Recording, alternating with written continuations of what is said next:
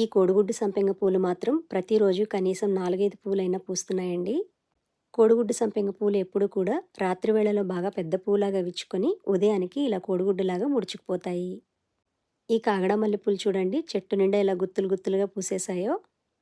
నేను ప్రతిరోజు పూజ కోసం పూలు కోస్తూనే ఉంటాను. అయినా కూడా ఇలా గుత్తులుగానే పూస్తూ ఉంటాయి. ఇవి వచ్చేసి సెంటు మల్లెపూలు.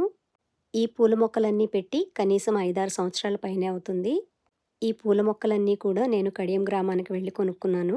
కడియం గ్రామంలో 100కి పైగా నర్సరీలుంటాయి. మనకి కావాల్సిన మొక్క ఒక నర్సరీలో కాకపోయినా వేరొక నర్సరీలో అయినా ఖచ్చితంగా దొరుకుతుంది. కాకపోతే కొంచెం ఓపికగా అన్ని నర్సరీలు వెతికి మన మనసుకు నచ్చిన మొక్కలు తెచ్చిపెట్టుకుంటే చాలా బావుంటాయి. నర్సరీలో కొన్న మొక్కలు ఇంటికి తెచ్చుకున్న వెంటనే నాటుకోకూడదు. కనీసం 4, 5 రోజులు మన ఇంటి టెంపరేచర్‌కి సెట్ అయిన తర్వాత నాటుకోవాలి. అందరికీ శ్రీరామనవమి పండుగ శుభాకాంక్షలు.